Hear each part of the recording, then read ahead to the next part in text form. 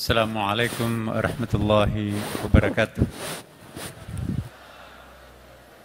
Ya, nggak semangat. Tadi nyanyinya semangat ya. Assalamualaikum warahmatullahi wabarakatuh.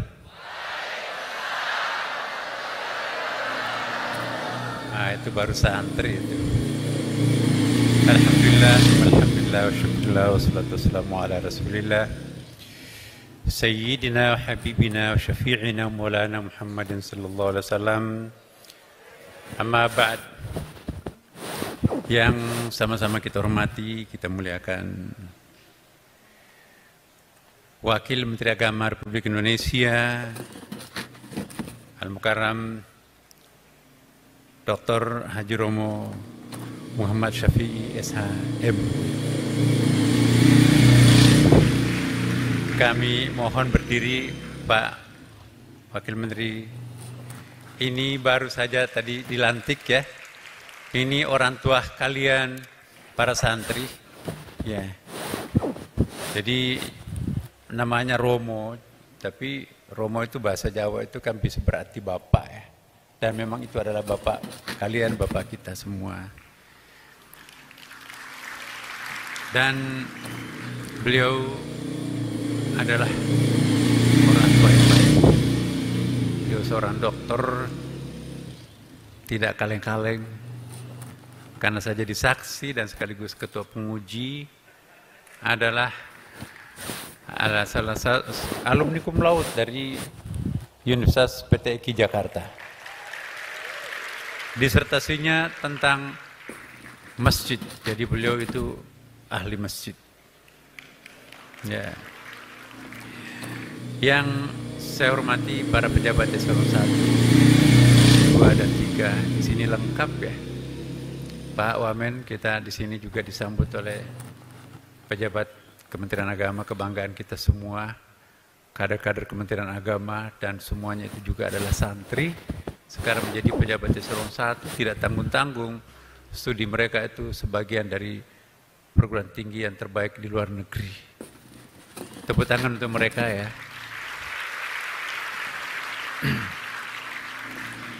Dan tentu juga kita hormati banyak sekali pejabat-pejabat di daerah, dan saya kira ini juga live ya. Kepala Kantor Kementerian Agama di seluruh Indonesia, kemudian juga Kota Madia dan Kabupaten, dan juga tentu kita hormati bersama para pimpinan pondok pesantren di seluruh Indonesia, yang terutama yang bisa mengikuti acara kita yang secara live maupun juga mungkin mengikuti dengan YouTube ya. Kita bangga atas kecerdasan-kecerdasan mereka membuat kreasi-kreasi di pondok pesantren, sehingga apa tadi yang disuarakan oleh oleh pembaca puisi kita itu luar biasa ya. Kita terinspirasi kalau Syekh Hasyim Asy'ari bisa menciptakan suatu tema yang besar, perjuangan yang besar, yaitu resolusi jihad. Tapi tadi ditambahkan itu resolusi jihad jilid pertama. Nah, malam ini kita membuat resolusi jihad jilid kedua dan seterusnya. Kalau resolusi jihad pertama itu yang dilakukan oleh Hadratus Syekh Hasyim Asy'ari, memproteksi agar para penjajah yang pernah berkuasa di Republik ini mau balik kembali, mau comeback. Kita sudah mendeklarasikan kemerdekaan tanggal 17 Agustus 1945. Maka beliau membaca tanda-tanda bahwa ini ada suatu hal yang bisa sangat mencemaskan bangsa. Karena sesudah deklarasi itu, Belanda bahkan juga Jepang itu juga berusaha untuk kembali lagi ke tanah air kita.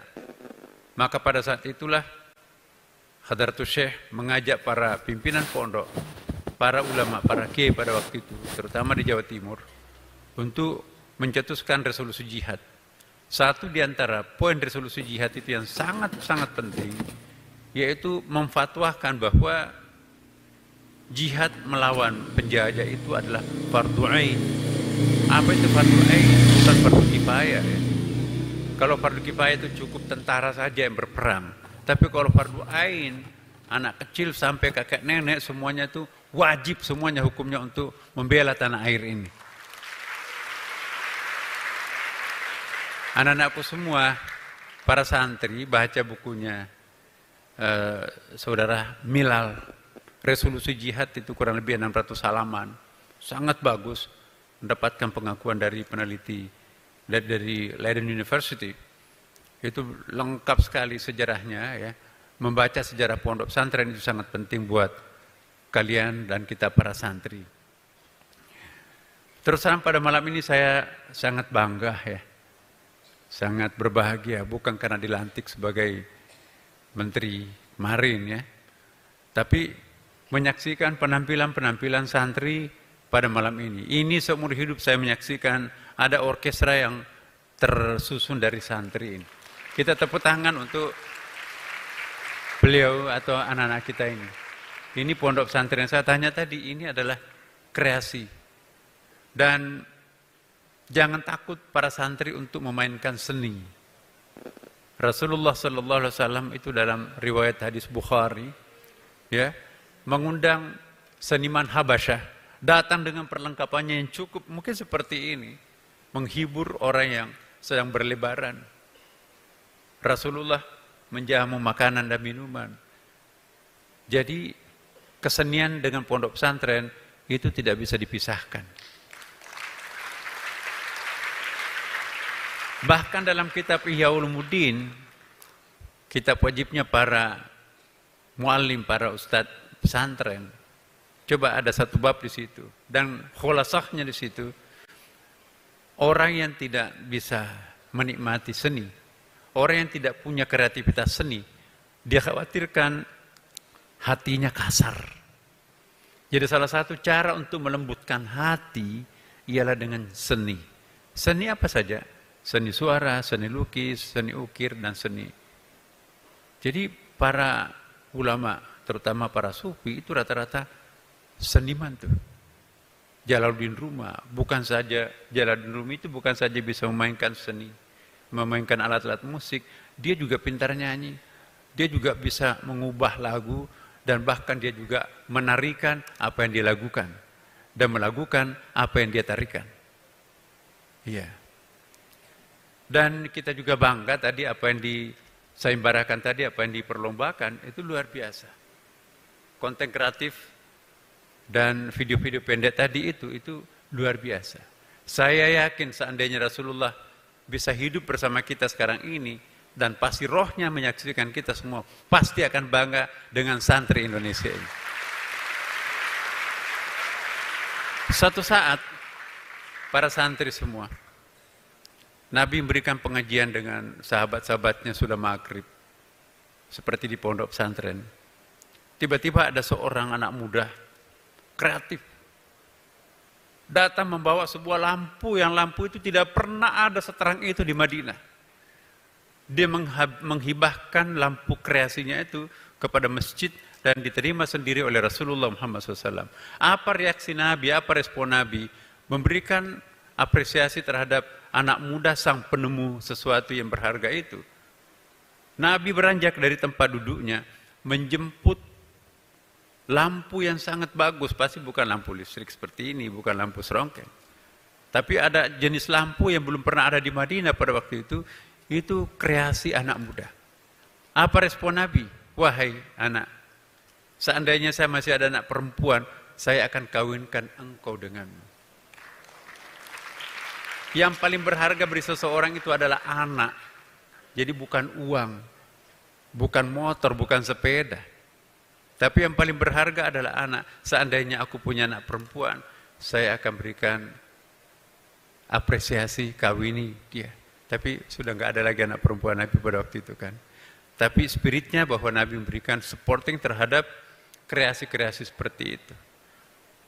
Dan juga saya lihat di sambutan yang dibuatkan ini juga ada bagaimana santri itu bisa berprestasi dalam dunia seni dan atletik. Ini juga sangat luar biasa. Dan itu dicontohkan sendiri oleh Rasulullah Muhammad SAW. Jadi jangan bayangkan Nabi itu hanya sosoknya bisa ceramah, bisa membaca Al-Quran, bisa jadi imam. Dia juga bisa multi talenta. Ya. Suatu saat ada seorang namanya Rukana bin Abi Yazid, seorang pegulat tradisional tak terkalahkan pada waktu itu. Badannya besar tinggi memang. Tapi Nabi tidak pernah sakit. Ada sahabat mengatakan begini, ya Rasulullah, kamu orang yang paling sehat, tidak pernah sakit. Mau nggak menantang si Rukana? Nah, Rukana bin Abi Yazid ini besar tinggi dan tak terkalahkan. Tidak ada yang bisa menandingi kekuatannya pegulat tradisional Arab. Kata Nabi, boleh. Apa? Benar Rasulullah mau? Iya. Masih di Mekah pada waktu itu, belum pindah ke Madinah ya. Maka dibangunlah kanvas, apa itu tempat untuk kayak ditinju itu kan. Nah, terus para pegulat nasional kumpul semua untuk menyaksikan. Kali ini ada yang menantang Rukana. Naiklah Rasulullah bersama Rukana di atas kanvas itu. Ya, ini enggak seimbang nih. Nabi itu bukan kerdil, tapi berdampingan dengan Rukana yang besar tinggi itu. Sahabat cemas, ini siapa yang mengajak Nabi untuk menantang orang seperti ini, raksasa ini. Singkatnya, Yurinya menghitung, ronde pertama. Wah, bayangkan penontonnya seperti ini nih. Luar biasa. Tidak ada yang saling mengalahkan, masih saling ancang-ancang ini. Ronde kedua pun juga tidak ada yang menjatuhkan satu sama lain. Nabi lincah, tidak bisa ditangkap oleh si besar tinggi ini. Ronde ketiga, Nabi dengan begitu lincahnya sampai mengecoh gerakannya. Nabi itu membuat Rukana bin Abi Yazid ini terbanting. Dalam riwayat itu sebutkan sampai orang di samping Ka'bah, di pagar Ka'bah itu kedengaran apa itu yang bunyi itu. Rupanya Rukana bin Abi Yazid itu terjatuhkan oleh Nabi. Yurinya menghitung. 1, 2, 3, 4. Bangun. Saya tidak tahu tenaga apa yang dilakukan pemuda itu. Seperti semua tulang-tulang saya remuk. Jadi menangkau Rasulullah kan.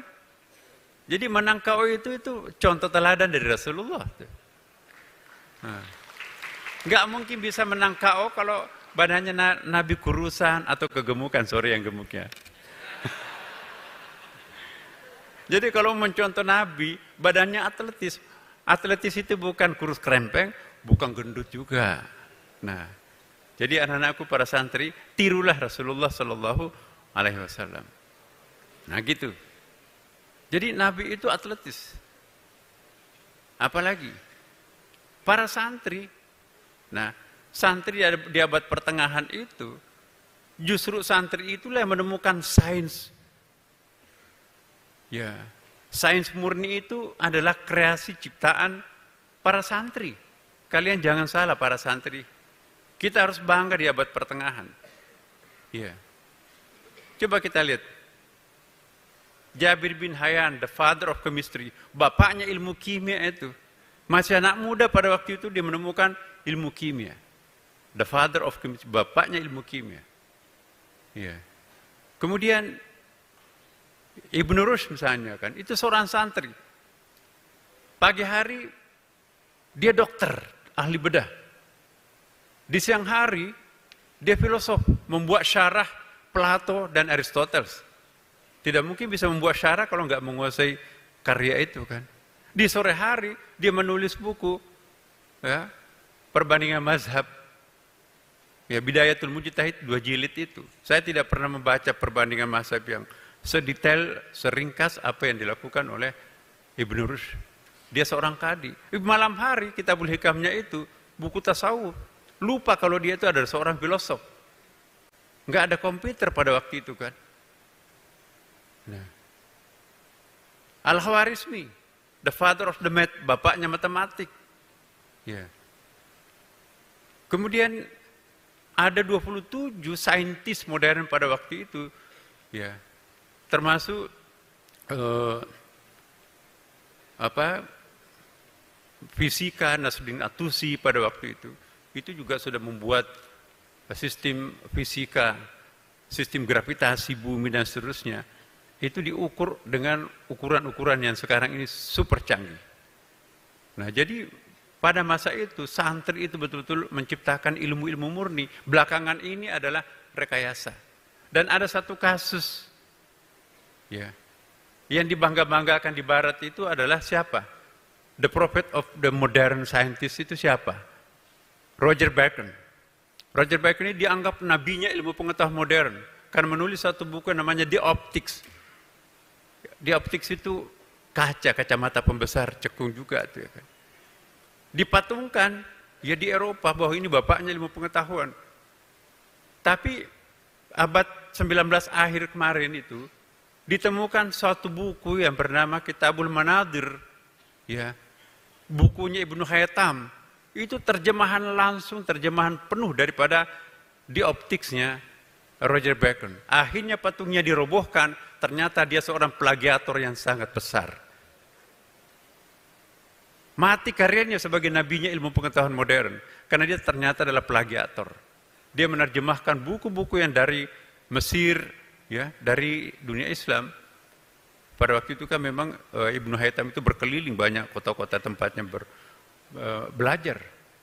Nah, jadi ini satu contoh yang sangat bagus. Mari kita kembalikan masa lampau yang gemilang itu dengan resolusi jihad yang kedua tadi. Bapak Ibu sekalian,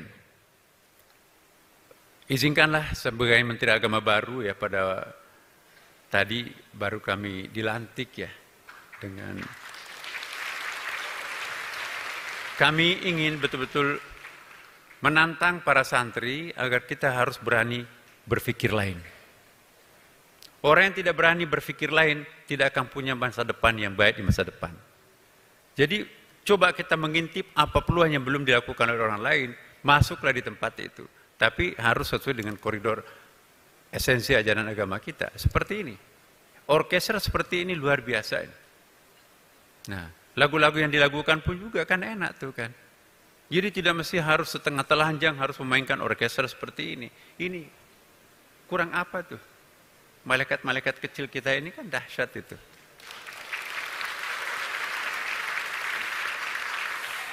Jadi saya mengapresiasi apa yang dilakukan oleh Pak Dirjen bersama seluruh timnya. Mari kita memaknai Hari Santri ini dengan sebuah prestasi yang gemilang. Santri itu adalah penghuni pesantren. Salah satu makna pesantren itu, bahasa Sanskerta itu adalah tempat untuk mencari ilmunya Tuhan. Maka itu gurunya, pembinaannya disebut guru. Guru juga bahasa Sanskerta dari dua akar kata, gu artinya kegelapan, ya, ru artinya obor. Jadi guru adalah obor yang mengusir kegelapan. Jadi bukanlah seorang guru kalau tidak mampu mengusir kegelapan. Jadi itu artinya guru. Maka itu guru di dalam bahasa Hindu, dalam agama Sanskerta itu bukan guru sembarangan. Bukan hanya guru biasa, bukan ustadz biasa. Padanannya murid itu mestinya harus mursyid. Hanya yang berbahasa Indonesia di bahasa Indonesia kan itu adalah murid. Murid itu bukan anak sekolahan, bukan siswa. Murid itu bahasa tasawuf itu dari akar kata arada yuridu, muridon. Muridon itu artinya orang yang bersungguh-sungguh mencari ilmunya Allah. Bukan ilmunya guru, bukan ilmunya dosen.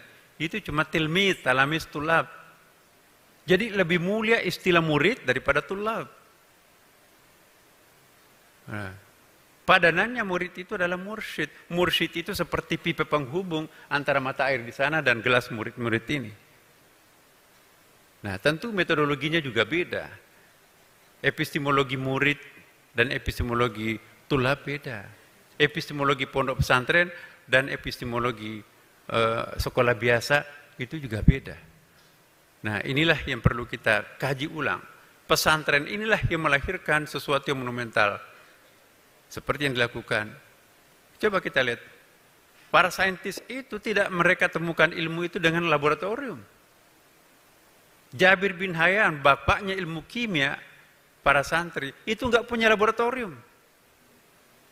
Jadi ada 2 bukunya kan, buku Alkimia dulu. Alkimia itu sejarahnya gini, begadang, tapi tiba-tiba sholat dengan penuh kehusyuan. Nakal-nakal juga waktu mudanya itu. Lalu nangis, terseduh-seduh, sampai pagi nggak tidur. Loh, kenapa hati yang lembut, hati yang keras ini bisa nangis? Heran, kok kenapa ini bisa nangis? Aku nggak pernah nangis. Ternyata hati yang membatu, yang keras itu bisa dilembutkan oleh salat. Dia melihat ada batu di depannya. Batu ini kalau ditempah juga pasti akan jadi batu mulia. Betul, batu itu dipecah, diasah, jadi permata, mahal harganya. Ada seonggok logam. Logam ini kalau ditempah pasti akan jadi logam mulia, jadi emas. Belakangan baru muncul, jadi penemuan teorinya dulu baru laboratoriumnya. Kalau kita sekarang ini kan laboratorium menghasilkan hasil. Kalau beliau sajadah tengah malam, ia melahirkan teori. Belakangan konfirmasi laboratoriumnya. Ya. Al-Khwarizmi juga. Sajadah tengah malam juga. 1, 2, 3, 4 banyak sekali bintang-bintang. Tapi tidak ada artinya kita bicara 1000, 1 juta tanpa bicara angka 1. Bukankah 1000, 1 triliun itu berasal dari 1 angka? Angka 1 itu kan. Tidak ada 1 triliun tanpa ada angka 1. Tidak ada yang banyak tanpa ada Tuhan. Qul huwallahu ahad. Jadi matematika menemukan Tuhan. Itulah santri. Semua hasil karyanya tertuju kepada Qul huwallahu ahad. Tidak ada yang sekuler di situ, pemisahan. Mari kita jilid 2 pondok pesantren atau jilid 2 resolusi jihad seperti yang diteriakkan tadi oleh seniman kita itu. Mari kita jadikan ini sebagai starting point. Terima kasih kepada Pak Dirjen dan bersama Pak Direktur, para pejabat, wabil khusus kepada Menteri Agama kita yang Pak Yakut. Itu luar biasa kreativitasnya. Kita tepuk tangan kepada Pak Menteri kita. Ya, saya tadi perpisahan, saya terus terang ada satu hal yang susah diikuti. Menteri Agama siapapun nanti akan datang, susah untuk meniru apa yang dilakukan oleh Gusman. Yaitu apa? Dia bisa seniman. Saya hanya bisa main gitar tapi tidak bisa nyanyi. Ya, dulu juga pernah waktu di pesantren grup band juga, tapi nggak bisa nyanyi. Nah, saya berharap kepada santri-santri semua, beranilah menciptakan suatu kreativitas. Iya. Saya akan akhiri dengan satu moto ya. Mari kita jadikan moto pondok pesantren, inna khaira man istajarta al-qawiyul amin. Iya, sesungguhnya orang yang paling bagus untuk kita promosikan ialah al-qawi, orang yang kokoh, orang yang tough, orang yang kuat, tapi al-amin, terpercaya. Itu ayat. Inna khaira man istajarta al-qawiyul amin. Anak-anakku semua, jangan hanya al-qawi tapi tidak al-amin. Atau jangan hanya al-amin tapi tidak punya potensi, tidak punya al-qawi. Inna khaira man istajarta al-qawiyul amin. Wallahu muwaffiq ila aqwamit thariq. Wassalamualaikum warahmatullahi wabarakatuh.